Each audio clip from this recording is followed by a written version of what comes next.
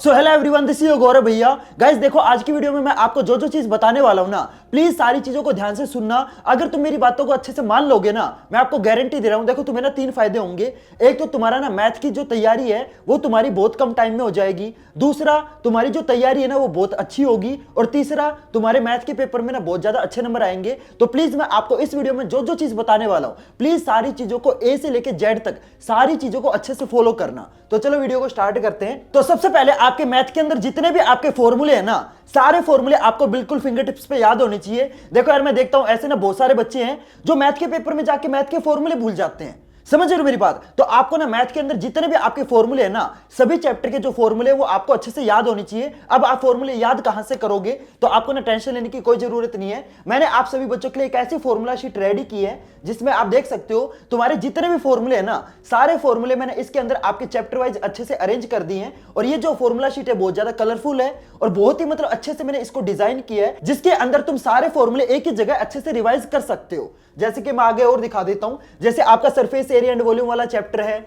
चाहे तुम्हारा स्टैटिस्टिक्स वाला चैप्टर हो, मतलब जितने भी आपके चैप्टर है ना, सारे चैप्टर के जो फॉर्मूले हैं वो आपको इसके अंदर अच्छे से अरेंज किए मिल जाएंगे। अब ये फॉर्मूला शीट आपको मिलेगी कैसे? तो तुम्हें सिंपल क्या करना है, टेलीग्राम चैनल पे जाना है। टेलीग्राम चैनल का लिंक आपको डिस्क्रिप्शन बॉक्स में मिल जाएगा, या फिर आप अपने टेलीग्राम पे जाके सर्च कर सकते हो क्लास 10th क्लैन, तो भी वहां से भी मिल जाएगा। बाकी मैं आपको टेलीग्राम चैनल का लिंक डिस्क्रिप्शन बॉक्स में दे दूंगा।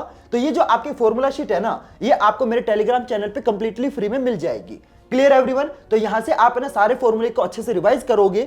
अब देखो, मैं अब आपको जो चीज बताने वाला हूं ना, ये बहुत ज्यादा इंपॉर्टेंट है और ये चीज है ना आपका बहुत ज्यादा टाइम बचाएगी। मैं अभी भी देख रहा हूं बहुत सारे बच्चे क्या कर रहे हैं, अभी इस टाइम बच्चे आर.डी. शर्मा या आर.एस. अग्रवाल इतनी मोटी मोटी किताब सोल्व कर रहे हैं। इस टाइम तुम्हें ये वाली जो किताबें ये सोल्व नहीं करनी। समझ रहे हो मेरी बात? मैं आपको ना एक बहुत ही इंपॉर्टेंट चीज बताता हूं कि तुम्हारा जो पेपर होगा ना, उस पेपर के अंदर 90% जो क्वेश्चन आएंगे वो तुम्हारे एनसीईआरटी में से आएंगे। समझ रहे हो मेरी बात? तो आपको सबसे पहले क्या करना है, जो आपकी एनसीईआरटी है ना, वो आपको बिल्कुल फिंगर टिप्स पे याद होनी चाहिए। तुम्हें एनसीईआरटी इतने अच्छे से करनी है कि भाई तुम्हें रात में भी कोई बंदा उठा के एनसीईआरटी में से क्वेश्चन पूछे ना, तो वो क्वेश्चन तुम्हें आता हो।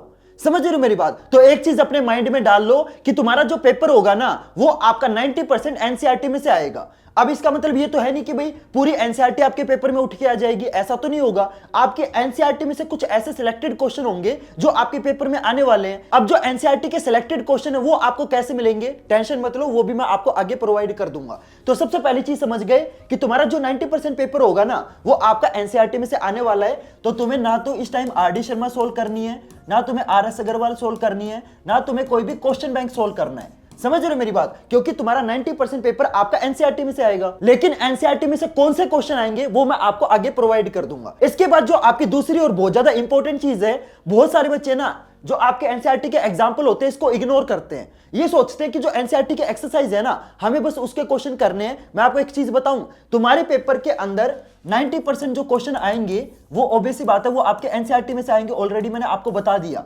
लेकिन 50% जो क्वेश्चन होंगे ना, ये आपके एग्जाम्पल में से आएंगे, और जो बचे हुए जो 40% क्वेश्चन है वो आपके एक्सरसाइज में से आएंगे। समझ रहे हो मेरी बात? तो आपके जो एनसीईआरटी के एग्जाम्पल है ना, ये आपके बहुत ज्यादा इंपॉर्टेंट है, क्योंकि तुम्हारा जो फाइनल पेपर होगा उसके 50% क्वेश्चन आपके एनसीईआरटी के एग्जाम्पल से आएंगे।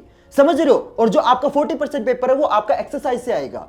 Clear everyone? समझ रहे हो मेरी बात? तो आपके जो एनसीईआरटी के एग्जाम्पल है ना, इसको इग्नोर मत करो। सबसे पहले आपको क्या करना है, उस एक्सरसाइज की जो एग्जाम्पल है सबसे पहले आप वो करोगे, उसके बाद आपको एक्सरसाइज के क्वेश्चन करने हैं।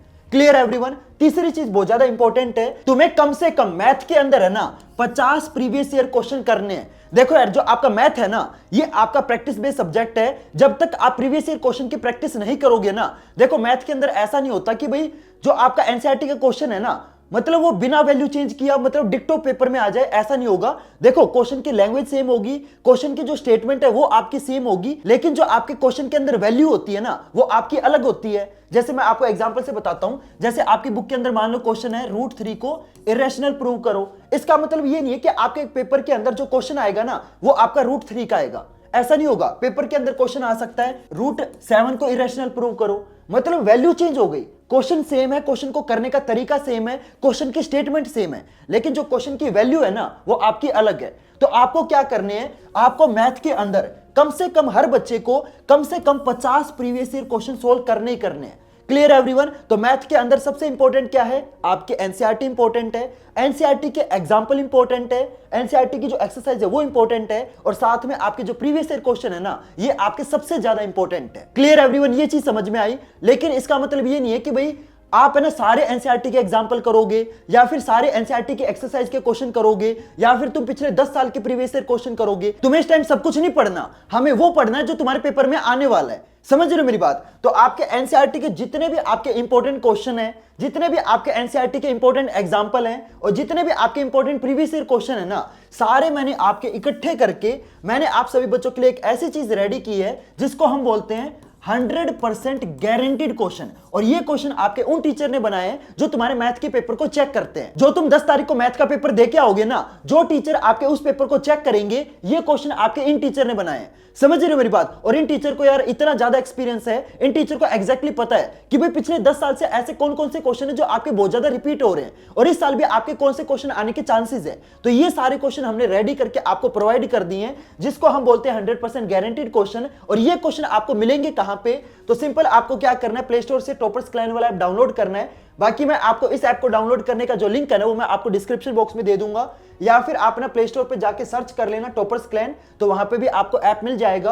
और जैसे ही आप इस ऐप को ओपन करोगे ना, तो ये जो आपके 100% गारंटीड क्वेश्चन है, ये आपको स्टार्टिंग में ही मिल जाएंगे। यहां से आप ना 100% गारंटीड क्वेश्चन को डाउनलोड कर सकते हो। और देखो यार, अब है ना तुम्हारे पास इतना टाइम नहीं है कि तुम आरडी शर्मा करोगे, आरएस अग्रवाल करोगे, या फिर तुम इस टाइम सैंपल पेपर करोगे, या फिर मतलब पूरी एनसीईआरटी करोगे। तुम्हें इस टाइम ऐसे सिलेक्टेड क्वेश्चन करने हैं जिनके तुम्हारे पेपर में आने के बहुत ज्यादा चांसेस है। समझ रहे हो मेरी बात? और मैं आपको ना ऐसा नहीं कि मैं आपको 100 या 200 क्वेश्चन प्रोवाइड कर रहा हूं, मैं आपको ना गिनती के कुछ ऐसे क्वेश्चन प्रोवाइड कर रहा हूं जो तुम है ना बहुत कम टाइम के अंदर इजीली कर सकते हो। तो जल्दी से जाके 100% गारंटीड क्वेश्चन को डाउनलोड करो, और अपनी जो तैयारी है ना जल्दी से जल्दी शुरू कर दो।